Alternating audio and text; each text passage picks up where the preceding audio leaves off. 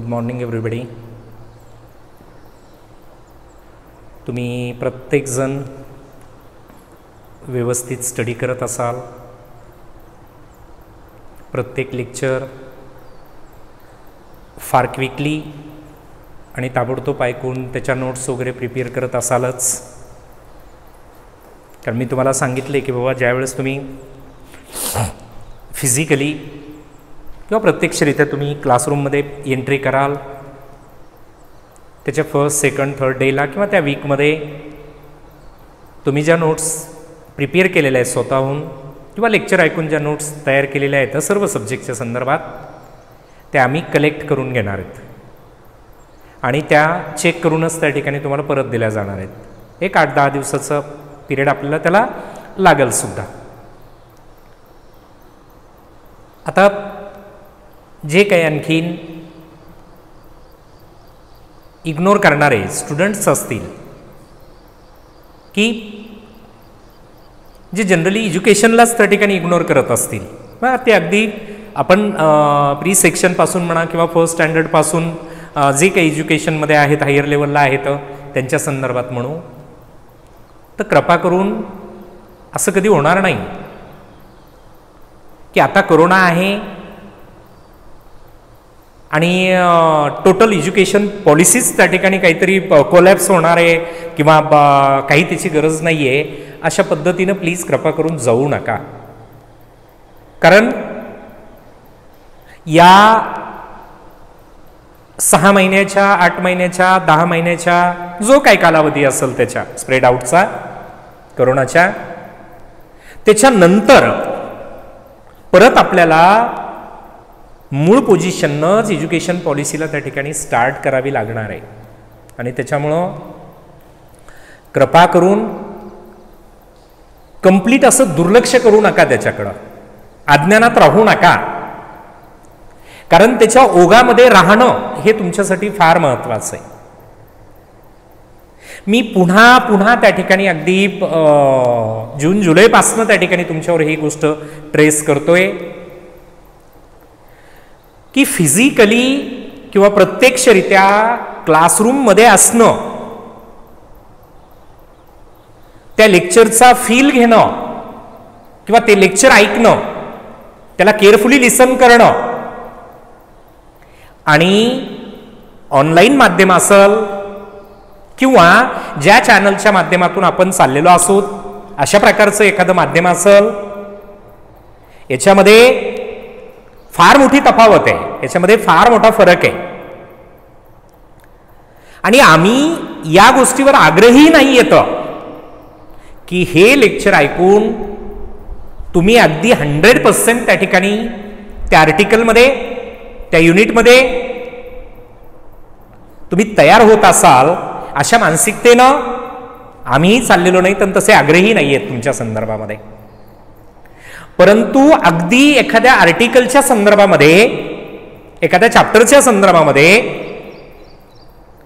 आपला प्रोग्रेस हा 0% असणं आणि तोच प्रोग्रेस त्या आर्टिकलच्या किंवा लेसनच्या संदर्भामध्ये एक 20% प्रोग्रेस असणं, 30% प्रोग्रेस असणं, 40% प्रोग्रेस असणं, 50% प्रोग्रेस असणं, फार मोठा फरक आहे. या ठिकाणी एखादं क्रिटिकल एखाद्या डिसीज मधलं किंवा डिसीजनं अटॅक केलेलं एखादं पेशंट ज्यावेळेस आपण हॉस्पिटलला घेऊन जातो नाही का,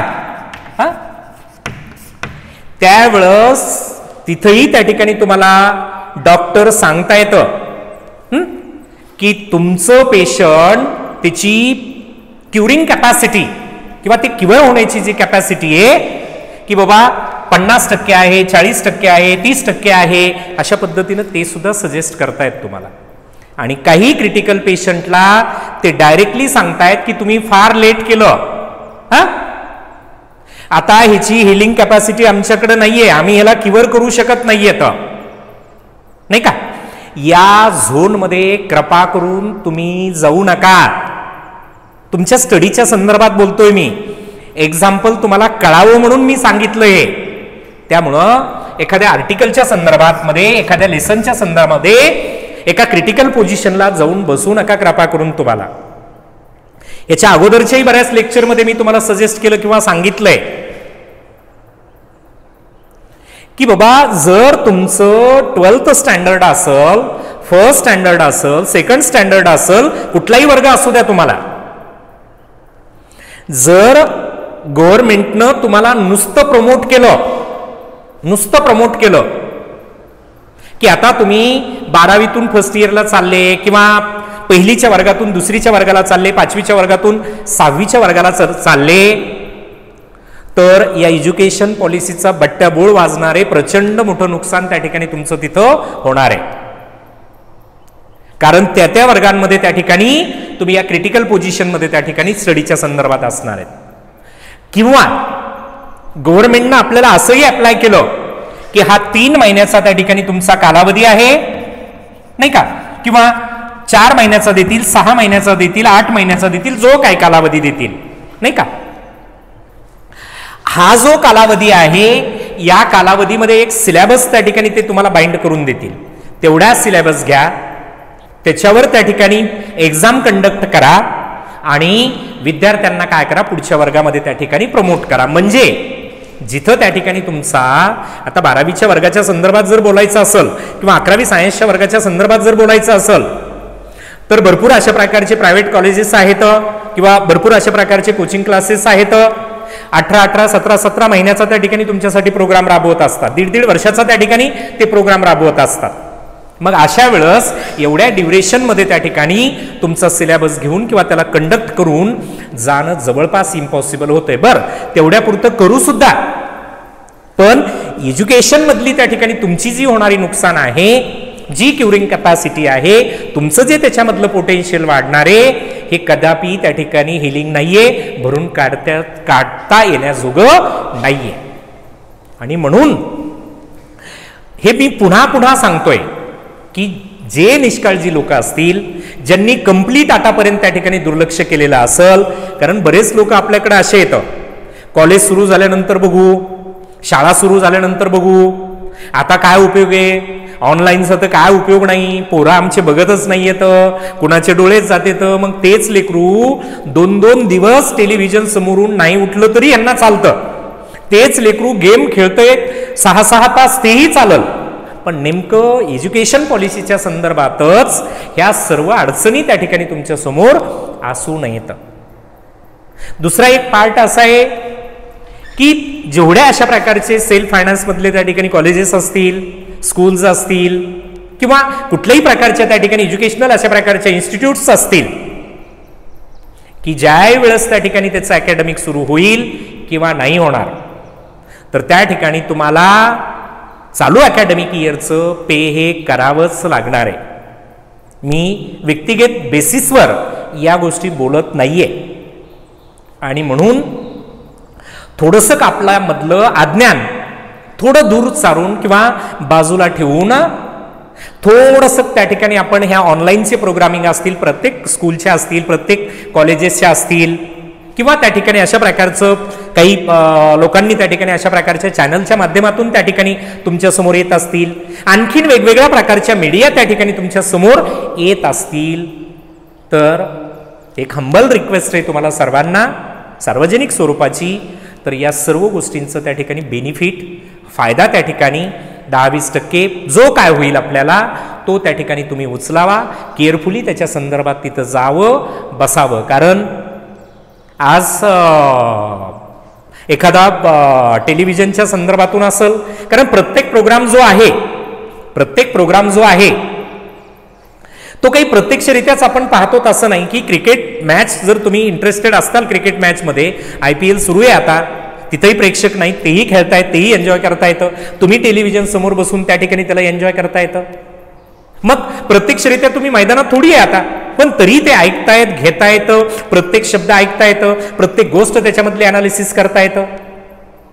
म्हणजे या ठिकाणी आता आम्ही सुद्धा तुमच्या समोर या माध्यमातून व्हिज्युअलाइज होऊच लागलेलो आहे, तुमच्या समोरच येऊ लागलेलो आहे. पण आता आपला लाईफस्टाईलचा एक प्रकार आहे, काही गोष्टीला आपण एंटरटेन करतो, म्हणजे तुमचा आवडता प्रोग्राम जर एखादा असेल तर त्याला तुम्ही एंटरटेन करताय, त्याची मजा घेताय, त्याला एन्जॉय करताय. पण आमची जे लेक्चर आहेत किंवा हे जे लेक्चर आहेत एखाद्या कडू औषधाप्रमाणे त्या ठिकाणी तुम्ही त्याला घेत चालताय, त्याला एंटरटेन करत नाहीयेत, नाही का. आणि म्हणून त्या ठिकाणी काही गोष्टी या कंटाळवाण्या, निश्चित आम्हाला या गोष्टीची जाणीव आहे, या गोष्टी आम्हालाही फील होता येतं. परंतु त्या ठिकाणी आपलं स्टडीच्या संदर्भातली आपली कॅपॅसिटी वाढवण्यासाठी, आपलं पोटेन्शियल वाढवण्यासाठी, आपण त्या प्रवाहामध्ये राहण्यासाठी याचं त्या ठिकाणी ज्या ज्या पद्धतीनं जिथं कुठं असेल त्या त्या पद्धतीनं त्या ठिकाणी तुम्ही काय करायला पाहिजे, बेनिफिट घ्यायला पाहिजेतच. आमचे लेक्चर होत आहेत. दुसरं, तुम्ही दिवस त्या ठिकाणी मोबाईलवर किंवा इतर गोष्टींवर असताल, त्याच्याऐवजी यूट्यूबवर त्या ठिकाणी तुम्ही एखाद्या चॅप्टरचं नाव टाकलं तर इंट्रोडक्टरी अशा प्रकारचे त्याचे लेक्चर्स येता येतं, त्याचे प्रॉब्लेम्स येता येतं, त्याचे स्टेटमेंट्स येता येतं. ह्या साऱ्या गोष्टी सुद्धा त्या ठिकाणी पालकांसाठी आणि विद्यार्थ्यांसाठी या सर्व माध्यमातून उपलब्ध आहेत. म्हणजे या ठिकाणी तुम्ही त्या ओघामध्ये, त्या प्रवाहामध्ये राहण्यासाठी तुम्ही या गोष्टींचा 100% त्या ठिकाणी विचार केलाच पाहिजे. नाही तर हळूहळू मला तर डेंजर या गोष्टीचं वाटतंय की फर्स्ट स्टँडर्डचे स्टुडंट्स असतील, सेकंड स्टँडर्डचे स्टुडंट्स असतील किंवा फोर्थ फिफ्थ स्टँडर्डचे त्या ठिकाणी स्टुडंट्स असतील, अगदी चांगलं प्रिपरेशन असलेले स्टुडंट्स असतील, तर मला वाटतं जे लोक, जे विद्यार्थी याच्या संदर्भात कंप्लीट इग्नोर करतायत किंवा अज्ञान म्हणून त्या ठिकाणी तिथं जाता येतं, यांच्यासाठी तर आणखी आपण त्या ठिकाणी त्यांना स्टडीच्या संदर्भात एका क्रिटिकल झोनकडे त्या ठिकाणी घेऊन चाललेलं आहे. कारण कुठलंही स्कूल असेल, कुठल्याही प्रकारचं त्या ठिकाणी एज्युकेशनल इन्स्टिट्यूट असेल, हे डायरेक्टली त्या ठिकाणी आता अगदी त्याच्या फर्स्ट स्टँडर्डचा स्टुडंट्स असेल तो सेकंडला प्रमोट होतोय, तर फर्स्ट स्टँडर्डचा टोटल सिलेबस घेणार नाहीये आता किंवा त्या पद्धतीनं जाणार नाहीये. आणि म्हणून त्या ठिकाणी कुठल्या का प्रकारचे माध्यम असणार, आम्हीच तुमच्या समोरचं एक माध्यम नाही येतं, कुठल्याही का प्रकारचे त्या ठिकाणी माध्यम असणार, परंतु त्या वर्गाचा जो स्टडी आहे तो विद्यार्थ्यांनी काही प्रमाणात का होईना त्या ठिकाणी बघितलाच पाहिजे आणि केलाच पाहिजे. कारण आता त्या ठिकाणी जो काही कालावधी आपल्यासाठी येणार आहे तो किती एक आहे मलाही सांगता येणार नाही, तुम्हालाही सांगता येणार नाही. कारण सर्व याच्या संदर्भामध्ये एक अनभिन्नता आहे.